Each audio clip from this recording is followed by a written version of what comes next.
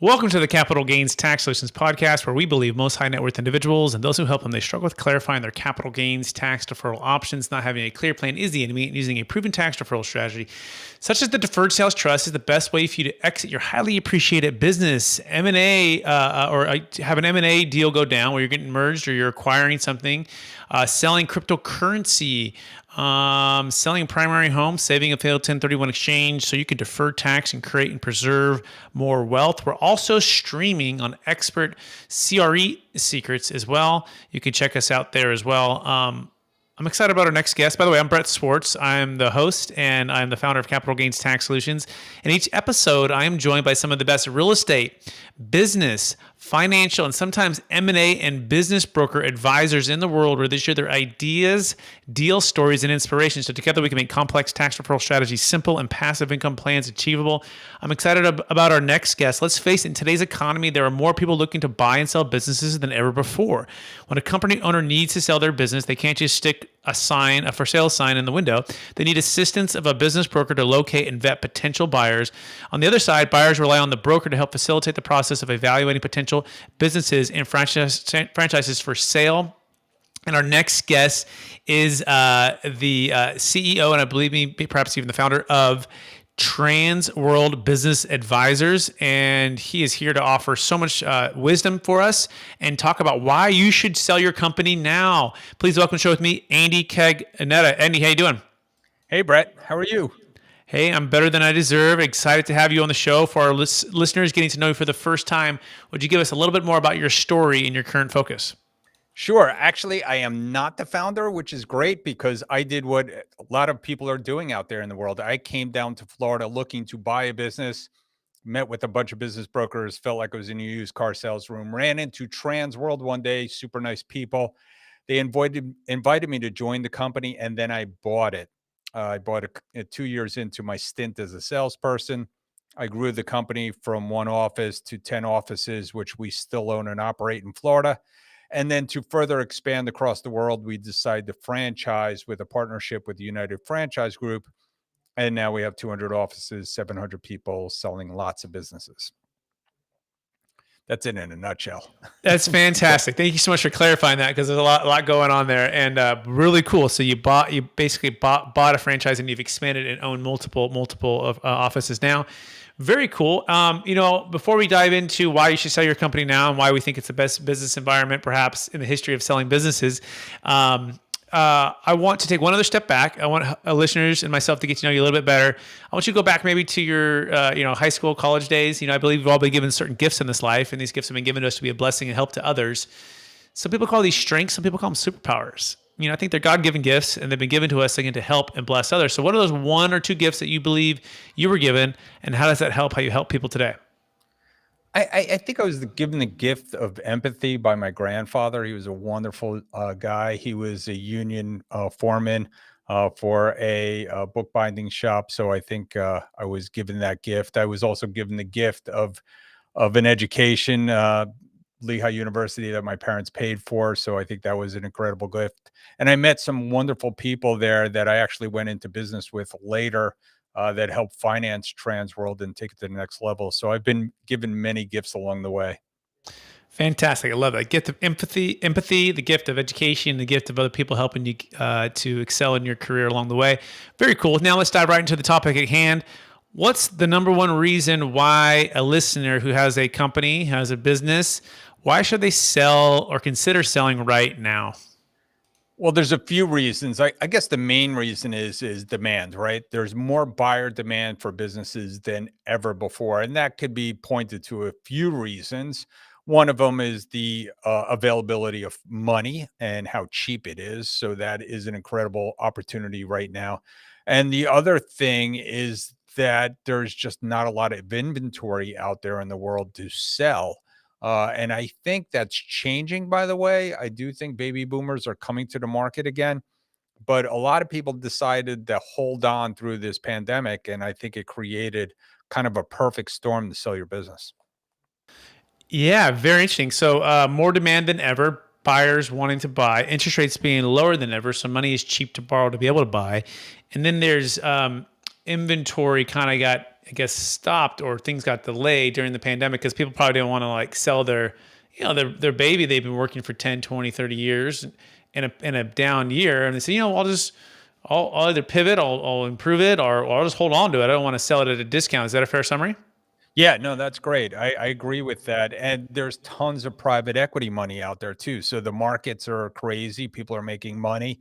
And so there's available funds to make investments, and companies are making more profits than ever. So the strategic buyers, the M&A buyers, the private equity, the family offices, all this wealth is looking for a home.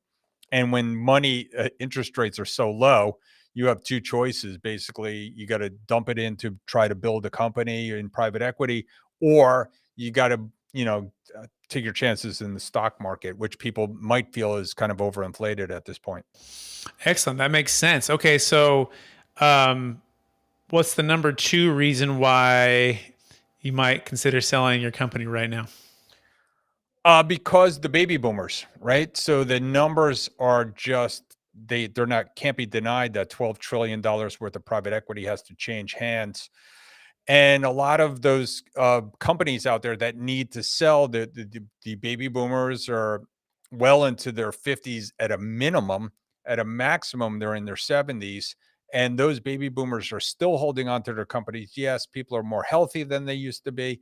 But a lot of people are looking at this pandemic saying, hey, it's time for me to sell. When that amount of businesses comes to the market, I think for the first time in 25 years, or maybe the second or third time in 25 years, we're going to see it flip from being a seller's market to a buyer's market, because there's just going to be too much business on the market. So you want to beat that. You don't want to come in at that time. Right. You want to sell when it's a seller's market, right? When there's low inventory, and you want to be early versus waiting when everyone's trying to sell. It's pretty common sense economics. Is that a fair summary? Yeah, guns and butter, I guess. You just got to, it's supply and demand. Yep. Excellent. What's the number three reason that, if you can think of one right now, why you should consider selling your company right now? Well, after this pandemic, haven't you looked at your life and said, if I am not truly enjoying what I'm doing, or you are getting to an age where it's time for you to look at life in a different way or spend time with your family? I mean, after this pandemic, shouldn't we all look at ourselves and our lives and say, hey, maybe there's a better way to do this? So I think just introspectively, it may be a great time to sell your business. I couldn't agree more, right? And that's so true, right? Because one thing I try to pray and remind myself of is how short I have on this planet, right? And I'm 38 now, 5 kids, 12 years of marriage. Oldest is 11, youngest is 3. And man, time feels like it's going faster every day, every week, every month. And it's probably part of the season we're in with our lifestyle stage with the kids 24/7. But it's also part of this ever increasing technology, pandemic, work from home environment. And you're right. You have to ask yourself, am I truly, truly enjoying? And if you're not, perhaps now is a good time to sell. Is that a fair summary? Yeah, I mean, and there are alternatives, right? This is the greatest time I've ever seen for people to change careers, or maybe get a different education, or get into a gig economy, or do something that they truly love to do. Again, there's a lot of money out there, and maybe your investments have gotten to the point where you can take that pause in your life. And like you said, my kids are 25 and 26, and they're gone. I mean, I don't have that opportunity to enjoy them on a daily basis anymore. And so, yeah, would I've gone back, maybe worked less? You're right in the thick of it right now. And, all I can say is enjoy it, because it does end. Um, and you don't want to look back and saying, oh, I should have done this or that. So Absolutely. Thanks so much for that encouragement. I appreciate that.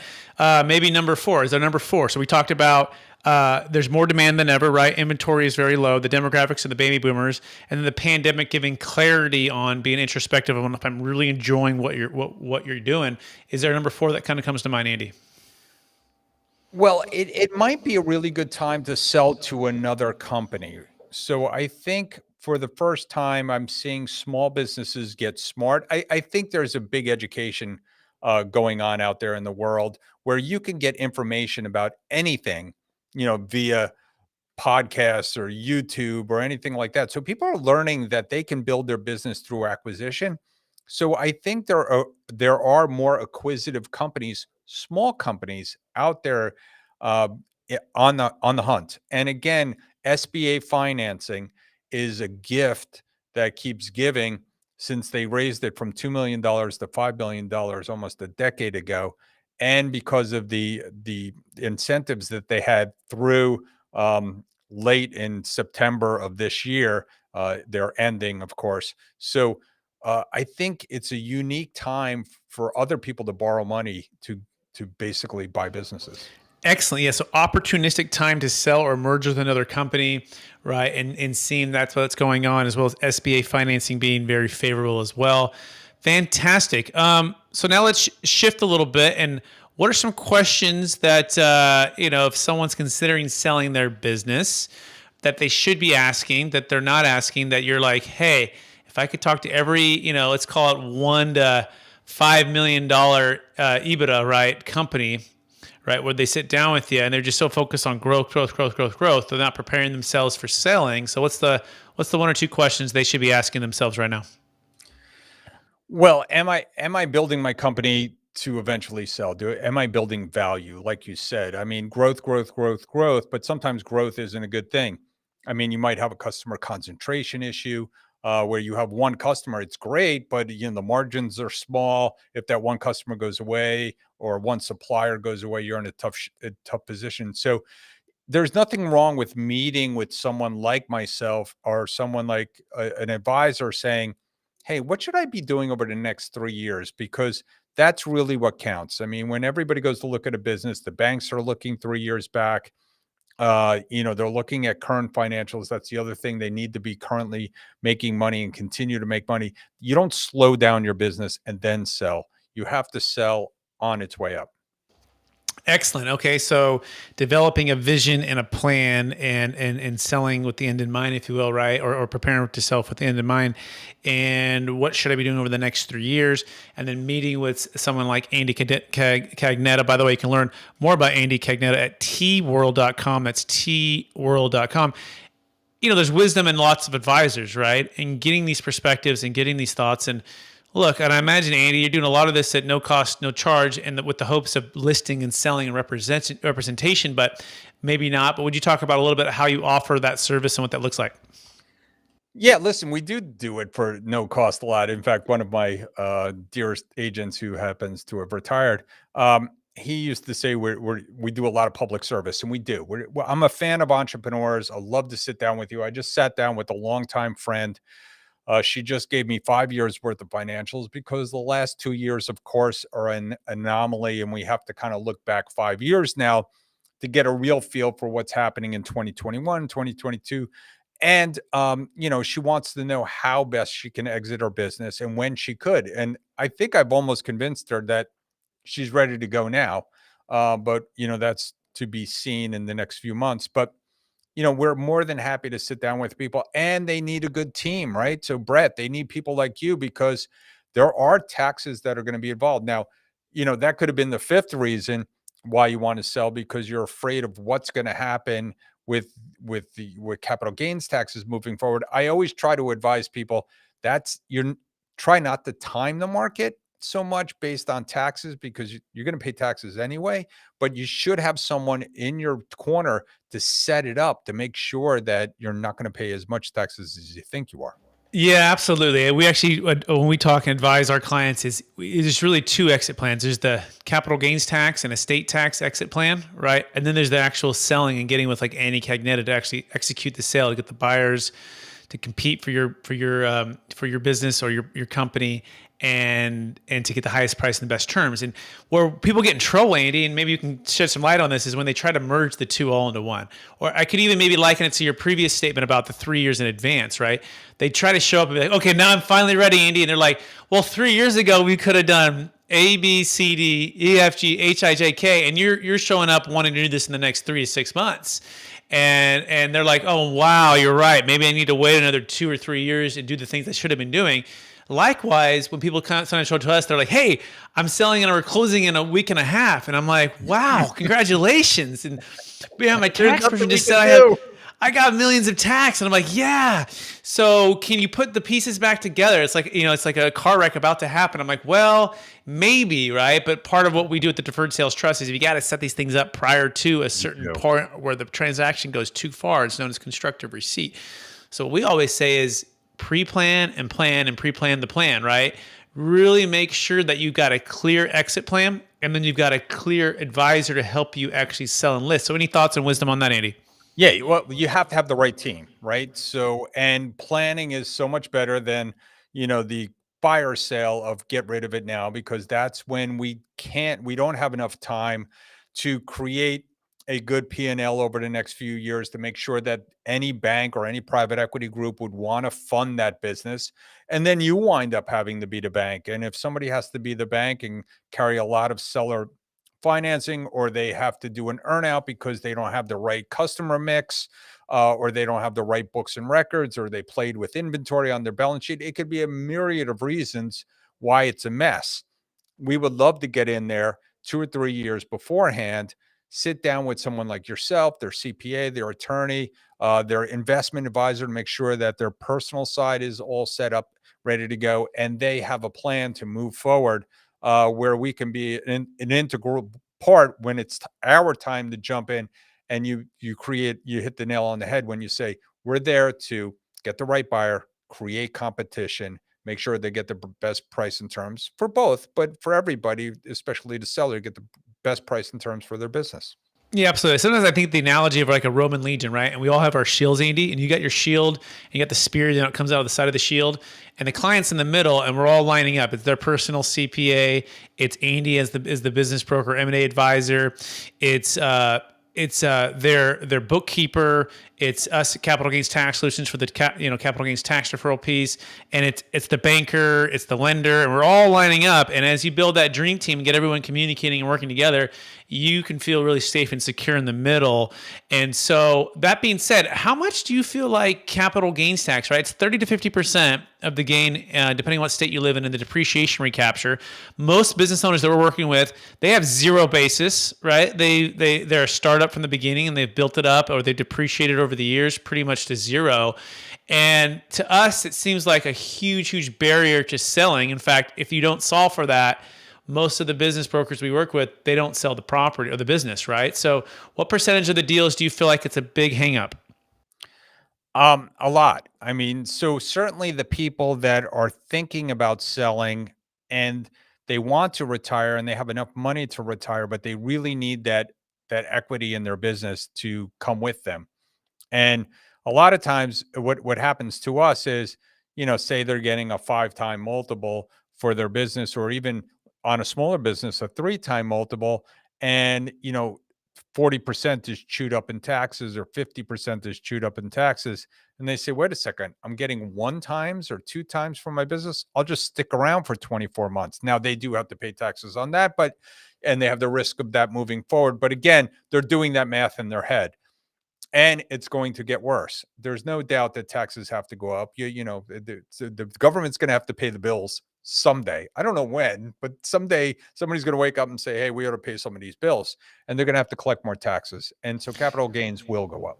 Yeah, no, I could agree with you more. And I want to kind of hone in on what you just said there. They want the equity to come with them, as opposed to just doing a seller carryback where it's not going with them and it's just being paid in installments. And there's one benefit to that for sure, because you're deferring the capital gains tax and the income tax for perhaps that 2 to 4 year period. But we found as a traditional installment sale is like the old Blockbuster. And the main reason is you're tying all of your hopes on that person to perform, right? In other words, you're not diversifying the collateral. And the last thing that business owners want to do, especially if they're baby boomers, is have to foreclose and take the business back that's perhaps been torn into pieces or ran poorly and it's worth less. And so with the Deferred Sales Trust, they have the ability to sell, still do an installment sale, right? But ask the buyer to come with all the cash, and then they can take the equity with them, meaning it can be diversified into stocks, bonds, mutual funds, investment real estate, start new business ventures, right? They can diversify the collateral. So talk about that piece about, you said equity to come with them. What would that mean for them if they could have the flexibility to do a myriad of things versus just being tied to that old buyer? Yeah, again, if they mess with the books too often and there's not enough business, I use the example, say the company makes $500,000 a year, but they really were very aggressive on their books. They did some crazy things with cost of goods sold or inventory, and they were able to chew that down to $200,000. Well, there's $300,000 multiplied by three. There's $1 million worth of unbankable business value, let's say, even if someone were to believe it after they unwound everything that they did to their business to try to save on taxes. So what happens to that $1 million is they have to carry the paper. And if you're carrying the paper, then yes, you have all that risk in that one entity and that one buyer's performance. If you're able to get the buyer, they could go out and borrow that money. And by the way, you still have to pay taxes on it. And so if they're able to borrow the money and get that cash at closing, and they have your program in place, obviously they could take that money, put it into the trust and diversify it. Yeah, diversify and defer all the capital gains tax, right? And Right. then just also, they're not short-term notes, meaning typically a lot of these deals are structured 3 to 5 year notes with some Correct. kind of earn-out, and then or they could even be a early. There's no prepay. Some of the buyers are smart and they go get an SBA loan once they clean up the books for 12 or 24 months, and then they end up paying them. And now you got people calling me going, "Oh my gosh, like it's all coming here in the balloon payment." By the way, we can save that too. We can assign that. It can sign that note to the deferred sales trust, defer the tax, and then the trust can go for as long as you want. You go 10 years. Every 10 years, you can renew for 10 years. You can pass it to your kids, and you can keep it going. But the transformation that I see for people is the peace of mind knowing that if they wanted to start another business, if they wanted to go buy some real estate, if they wanted to go into partnership with their son or daughter or their friend, like they're not having to feel like, because it's an emotional sale as much as it's a financial sale for these business owners, and that they don't have to sleep thinking that I have to go back to where I just built for 20 or 30 years, right? Like it's gone forever. You have the buyer cash them out, go get an Right. SBA loan, whatever, right? I don't have to finance you. All of my capital is moving forward. It's not having to ever look back again. And it's diversified. So most of it can be liquid and it can go on for as long as you want. And that's the transformational piece that we found for our clients. By the way, you can learn more about that at capitalgainstaxsolutions.com. That's capitalgainstaxsolutions.com. Part of my story, I was a commercial real estate broker and I was helping people buy and sell using the 1031 exchange. And these are, $1, $3, $5, $10 million properties. And these are basically businesses, right, that are buying real estate and owning that. And I saw all of it. And I saw people lose like half or everything because they didn't sell at the right timing, right? Which is part of what we're talking about here, why you should sell now. If there's even an inclination to sell, and if capital gains tax is holding you back, guess what?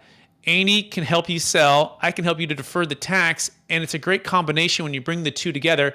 The next one I want to talk about, which is kind of interesting, we're doing a few really large transactions that have to do with the state tax, Andy. And I feel like this is kind of the elephant in the room. See, the tiger is by the tail you have is the capital gains tax, which you talked about, 30 to 50% of your gain. But the elephant is the 40% of anything above 22 million married, 12 million single. That's set to expire. Those exemptions are set to be good 12 married, 6 single, maybe even 7 married, 3.5 single. They're talking about that. So talk about these very large transactions. I mean, we're working on, we just did for our client, a $25 million client, a $5 million deal, moved it all outside the taxable estate, and that's going to save the estate 40%. So talk about these larger deals that you're working on and how estate tax is a big challenge too. So the funny thing is, small is not that small anymore. I mean, even the small Andy's coming businesses back are here in a talking second. millions. What's that? Got a little delay. Andy, can you hear us? Yeah, I can hear you. Maybe You I'm good? delayed. No? Hello? You there? I'm back. Yeah, we had a little commercial break there. It was a little glitch in the matrix there. So, Andy, can you hear me? I can hear you. Can you hear me? All right. Yes, I can. So I don't know if you caught the last part, but we're talking about estate tax. Any thoughts on that? Yeah, no, I said what the amazing thing is that there are very few small businesses anymore, right? everything's getting bigger. There's more profits out there. There's inflation. So these businesses, to reach that $12 million or even that $6 million goal, they used to be classified small businesses. Now, everybody, a lot of deals are getting into that big business, and they're going to have to start worrying about this stuff. I wish more people would plan like this, but like you said, it's the fire drill. They've decided today they want to sell their business and they want to sell tomorrow. So the estate tax thing is obviously post transaction for us. So we don't get involved in that a ton, but obviously you do.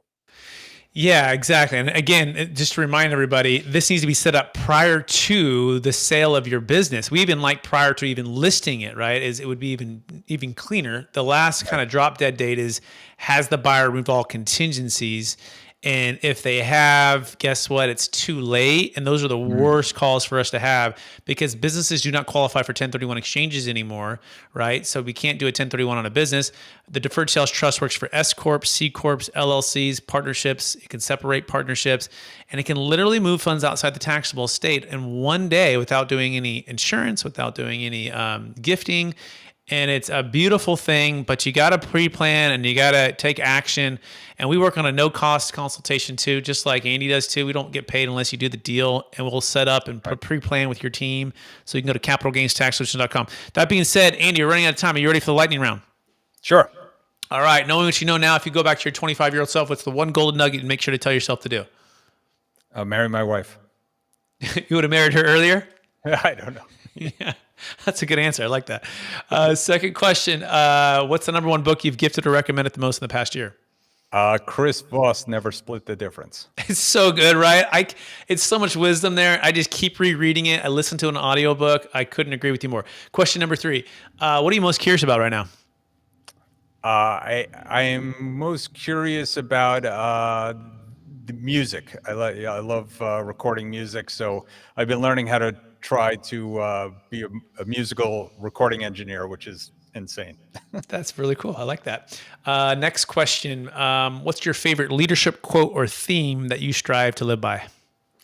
I try to live by doing good deals for good people. I mean, we want to do the right thing in the community. So I do a lot of nonprofit work. So I really believe about giving back.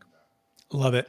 Last question. After all your success and with, by the way, tworld.com and business brokerage, helping people, building teams, going global with multiple offices in different countries as well. How do you stay centered in your values, and how do you stay encouraged to charge forward to reach new heights? I think it's just it was kind of inbred in me. I guess I like to work hard, and I'm very involved in my community as far as giving back. United Way, LifeNet for Families, which is Soup Kitchen, Cleary Center, which is for campus safety. Things that have happened in my life that I want to help others, and so I think that keeps me grounded. Amazing. Andy Cagnetta, I want to thank you for being on the show, and encourage you to keep using the gifts of being empathetic and also connecting with people in a way which through education and through unlocking ways to sell businesses so they can create and preserve more wealth. For our listeners who want to get in touch with you, would you remind them one last time what's the best place for them to find you? tworld.com, or my email is simple, ac@tworld.com. Best way to get in touch with me.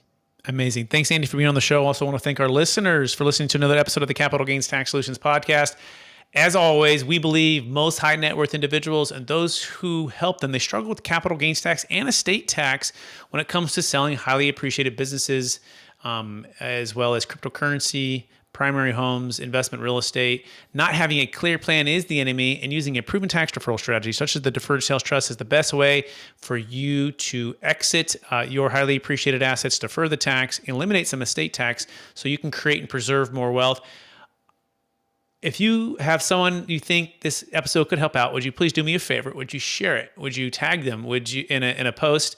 would you connect them going by and encourage them to go to capitalgainstaxsolutions.com? It could literally change their family tree, and it could change and unlock an ability for them to sell right now and take advantage of these highly, highly appreciated valuations, low interest rates. And any questions on that, you can go to capitalgainstaxsolutions.com. We so appreciate everyone out there, and also streaming on expertcresecrets.com. For those who are listening there as well, we thank you, and we hope